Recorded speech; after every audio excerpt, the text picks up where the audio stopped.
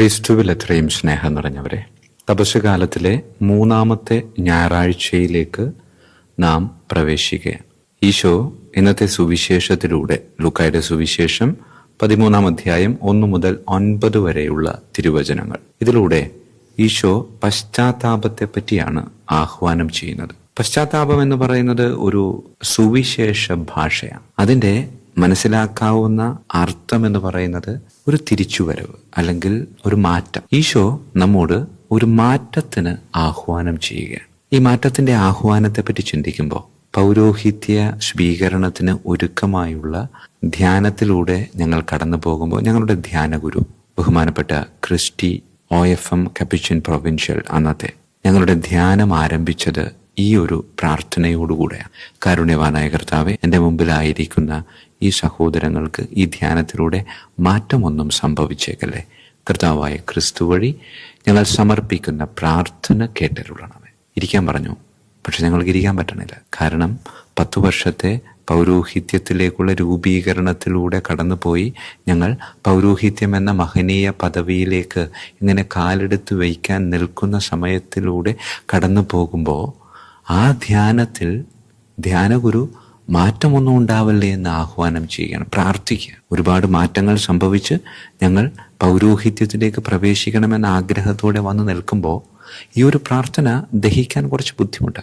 ഈ പ്രാർത്ഥനയ്ക്ക് ക്രിസ്ത്യച്ചൻ ചെറിയൊരു വിശദീകരണം നൽകുന്നുണ്ട്. അതിങ്ങനെയാ: മക്കളെ, നമ്മൾ ഓരോരുത്തരും ദൈവത്തിൻ്റെ ഛായയിലും സാദൃശ്യത്തിലും സൃഷ്ടിക്കപ്പെട്ടവരാണ്. അതുകൊണ്ട് നമുക്ക് ഒരിക്കലും മാറ്റം സംഭവിക്കരുത്. മാറ്റമില്ലാത്ത ഒരു ജീവിതമാണ് ദൈവം നമ്മിൽ നിന്ന് ആഗ്രഹിച്ചത്.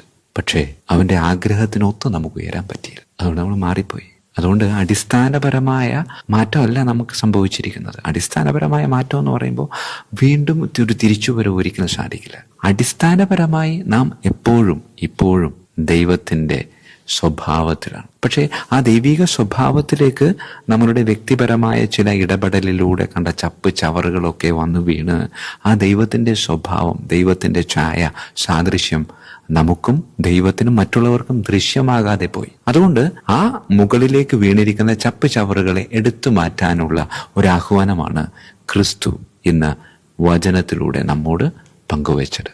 അവസാനിപ്പിക്കുന്നത് ഒരു ഉപമയിലൂടെയാണല്ലോ. ഫലം തരാത്ത അത്തിവൃക്ഷം. യജമാനൻ പറഞ്ഞു, വെച്ചേക്കണ്ട, വെട്ടിക്കളഞ്ഞു. കൃഷിക്കാരൻ വന്നിട്ട് പറഞ്ഞു, 1 വർഷം കൂടെ യജമാനനെ, ഞാൻ ഒന്നുകൂടെ അതിൻ്റെ കടയൊക്കെ ഒന്ന് വെട്ടി ഒതുക്കി കിളച്ചു മറിച്ച് ഒന്ന് പരിശ്രമിക്കട്ടെ, എന്നിട്ടും തന്നില്ലെങ്കിൽ നമുക്ക് വെട്ടിക്കളയാം. പ്രിയമുള്ളൊരു ഉപമ എന്തിനോടൊക്കെയോ ഒരു സാദൃശ്യം ചൊല്ലലാണല്ലോ.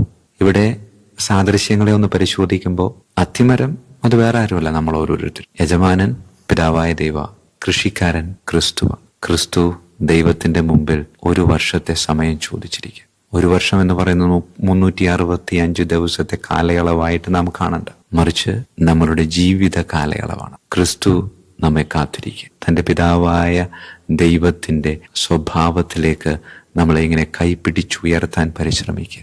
കൃഷിക്കാരനായ ക്രിസ്തു പറഞ്ഞത്, അത്തിമരങ്ങളായ നമ്മുടെ ഓരോരുത്തരുടെയും കടയിൽ അല്ലറചിറ പണികൾ ചെയ്യാമെന്നാണ്. പക്ഷേ അത് ചെയ്തിട്ട് ഫലമില്ലാതെ ആയപ്പോൾ അവനൊരു അറ്റകൈ പ്രയോഗിച്ചു. അത് വേറെ ഒന്നുമല്ല, ആ കൃഷിക്കാരൻ തൻ്റെ പ്രാണൻ അങ്ങോട്ട് നഷ്ടപ്പെടുത്തി. എന്നിട്ട് അത്തിമരത്തിന്റെ മുമ്പിൽ വന്ന് പറയും, ഞാൻ നിന്റെ കടയിൽ ഒഴുക്കാൻ പോകുന്നതെന്ന് വെള്ളമല്ല, മറിച്ച് രക്തമാണ്. എൻ്റെ ജീവൻ ഞാൻ നിനക്ക് തരും. ഇനിയെങ്കിലും നീ ഒന്ന് ഫലം പുറപ്പെടുവിക്കുക. പ്രിയമുള്ളവരൊന്ന് മനസ്സിലൊന്ന് ആലോചിച്ച് നോക്കിയേ.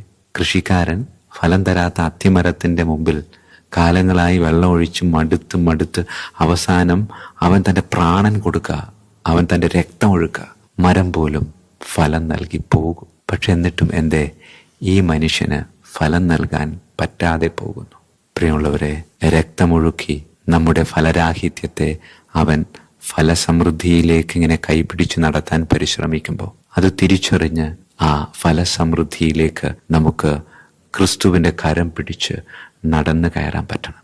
അല്ലെങ്കിൽ നമ്മളുടെ ജീവിതം ഫലരാഹിത്യത്തിൽ ഇല്ലാതെയായി പോകും. പ്രിയമുള്ളവരെ, ക്രിസ്തു എനിക്ക് വേണ്ടി ഒഴുക്കിയ ആ രക്തം അത് തിരിച്ചറിഞ്ഞ് അവൻ്റെ കരം ഗ്രഹിച്ചുകൊണ്ട് ഞാനെന്ന ഫലമില്ലാത്ത അത്തിമരത്തിൽ നിന്ന് ഫലങ്ങൾ ഒരുപാടുള്ള അത്തിമരത്തിലേക്ക് ദിവ്യകാരുണ്യത്തിലൂടെ നമുക്ക് നടന്നു കയറാം. ദൈവം നമ്മെല്ലാവരെയും സമൃദ്ധമായി അനുഗ്രഹിക്കട്ടെ.